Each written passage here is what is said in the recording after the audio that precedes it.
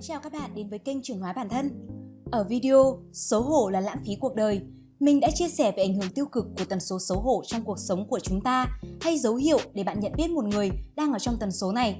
Mình có để lại link ở dưới video để bạn nào muốn hiểu hơn thì hãy ấn vào để coi nha. Xấu hổ chính là lãng phí cuộc đời, làm mình không trân trọng giá trị của mình. Vì không nhận ra giá trị thật của mình là gì, vẫn còn so sánh, thấy cái gì cao hơn, cái gì thấp hơn, mình hơn người hay người hơn mình, ai đẹp ai xấu, ai giàu ai nghèo, không nhận ra hành trình của mình là tự do trải nghiệm cuộc sống. Bạn hãy nhớ rằng, thành công hay thất bại cũng chỉ là những trải nghiệm trong cuộc đời của mình, để mình tự nhận ra giá trị của mình, chứ không nói lên mình là ai cả. Nếu như không nhận ra, ta dễ rơi xuống tần số này, đây là tần số thấp nhất. Một người khi ở trong tần số này sẽ mang năng lượng tiêu cực, không còn muốn vươn lên tận hưởng cuộc sống hay đấu tranh, học hỏi nữa. Họ sẽ không chấp nhận bản thân mình hay là những sai lầm của mình. Vậy trong video ngày hôm nay, mình sẽ chia sẻ cho các bạn bí quyết để vượt qua xấu hổ và mặc cảm. Thật ra thì bí quyết thì chỉ có 3 cách đơn giản thôi, nhưng mà để hiểu và áp dụng được 3 cách này thật hiệu quả thì mình sẽ giải thích sơ sơ cho các bạn về nguyên nhân chính khiến một người vui vẻ tích cực rơi rớt xuống cái tần số này. Hay là vì sao mà người ta lại có tâm lý tự ti và phán xét. Nguyên nhân thứ nhất đó là đến từ trải nghiệm bị chê bai, cười cợt, bị khinh thường từ người khác do một hành vi và tư tưởng nào đó của bạn mà người ta cho là sai trái, kỳ quặc. Đặc biệt, nếu như đây là người thân hoặc người mà ta yêu mến thì sự ám ảnh sẽ rất sâu. Ví dụ, trong lúc đi làm, chúng ta bị đánh giá thấp trong công việc, bị một người hay một nhóm người mà mình coi trọng ý kiến của họ chê trách nhằm vào điểm yếu của mình. Điều đó sẽ khiến mình cảm thấy tự ti, xấu hổ và mất hết sự tự tin vào năng lực làm việc của bản thân. Giờ thì chúng ta sẽ chuyển sang nguyên nhân số 2. Tần số xấu hổ được tạo nên bởi vì ta có những quan điểm khinh thường người khác. Tần số này hình thành do ta nhiễm từ môi trường sống, thiếu sự tôn trọng những điều khác biệt, nuôi dưỡng lớn lên hạt mầm khinh thường ở trong tâm ta. Trở thành một người không chấp nhận được sự khác biệt của người khác và sự khác biệt của chính mình so với môi trường xung quanh. Thiếu sự nhận biết giá trị của chính mình và thiếu sự nhận biết giá trị của người khác.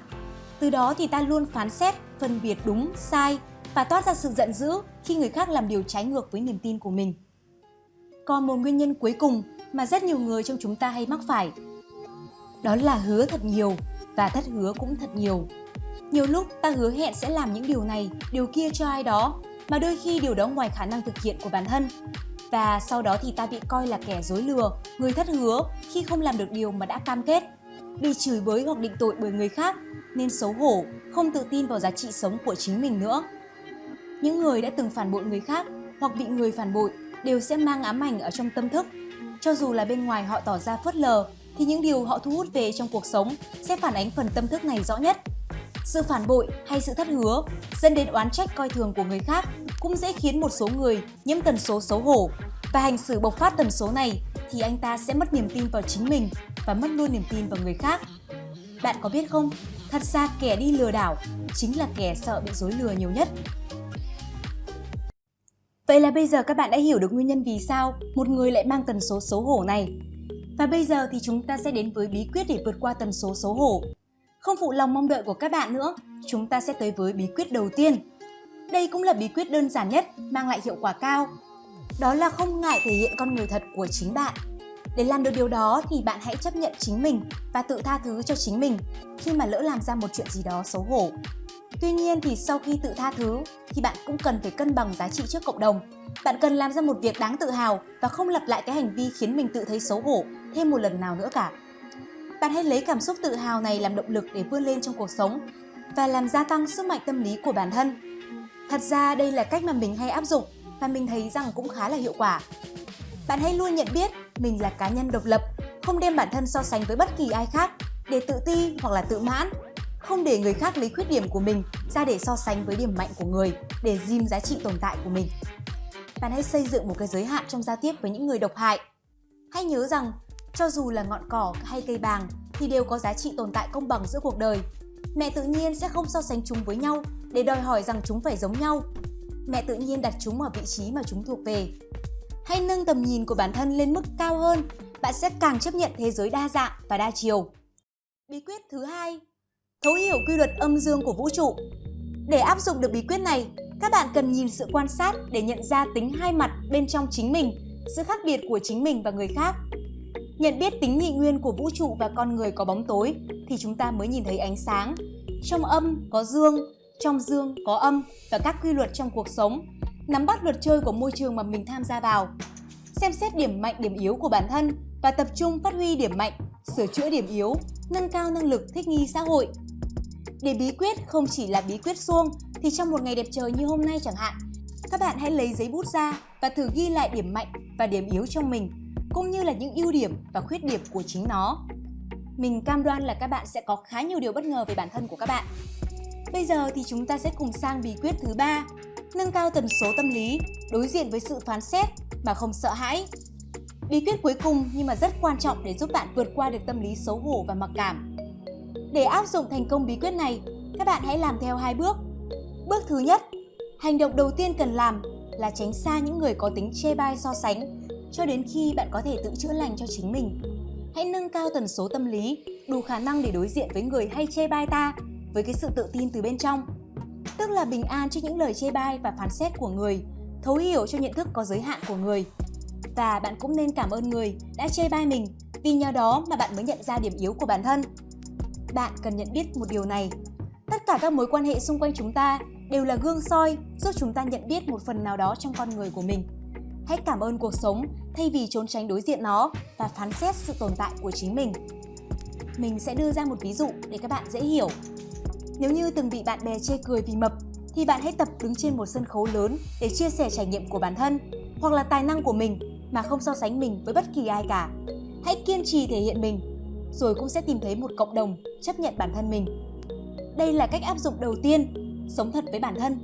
Trước khi mong muốn người khác đón nhận mình, bạn hãy học cách tự chấp nhận chính mình bằng việc nâng cao nhận thức về cuộc sống và thấu hiểu quy luật vận hành của vũ trụ để tâm lý có thể tự cân bằng. Ví dụ số 2, nếu như bạn bị người yêu so sánh với người cũ của họ để chê điểm yếu của mình, thì hãy cho người yêu biết bạn là một cá nhân độc lập và bạn không muốn bị so sánh với bất kỳ ai cả. Hãy nhìn bạn một cách độc lập với những trải nghiệm của người yêu với người cũ. Đây là cách giúp bạn thiết lập hàng rào bảo vệ trước sự độc hại tâm lý của người khác. Và ngược lại, nếu có ai đó phản ứng chống đối trước sự so sánh chê bai của bạn, thì bạn hãy biết ơn họ vì họ đang giúp bạn nhận ra sự độc hại của chính mình. Bước thứ 2, sau khi tránh xa môi trường có sự chê bai so sánh, lúc này thì bạn hãy tự ngưng thói quen chê bai phán xét, so sánh mọi người xung quanh. Hãy tôn trọng sự độc lập, khác biệt trong hành trình riêng của mỗi người. Bạn đã từng nhiễm lập trình tư duy này từ gia đình và hành xử theo một cách độc hại với các mối quan hệ xung quanh. Và nếu như đã nhận ra rồi, thì bạn chỉ cần kiên trì sửa đổi thói quen của vô thức là được. Mỗi khi thói quen ấy trồi lên, bạn hãy ngưng lại và tự thiết lập một hành vi mới. Tôn trọng người khác hơn thì dần dần sẽ thay đổi được vô thức của chính bạn. Có thể thanh lọc dần tư duy thông qua thiền định. Nếu như đã lỡ hành xử theo thói quen này với những người xung quanh, thì hãy học cách xin lỗi và sửa lỗi. Tính so sánh là cần thiết trong một vài trường hợp chi tiết hoặc máy móc, nhưng không thể sử dụng cho tổng thể một con người. Con người là sống động và đa chiều, không giới hạn. Hãy sử dụng một cách tích cực, giúp mình và người tiến hóa hơn. Bên cạnh đó thì tính xấu hổ cũng không hẳn là điều cần loại bỏ hoàn toàn. Mọi thứ tồn tại đều có giá trị nếu như ta biết sử dụng đúng chỗ.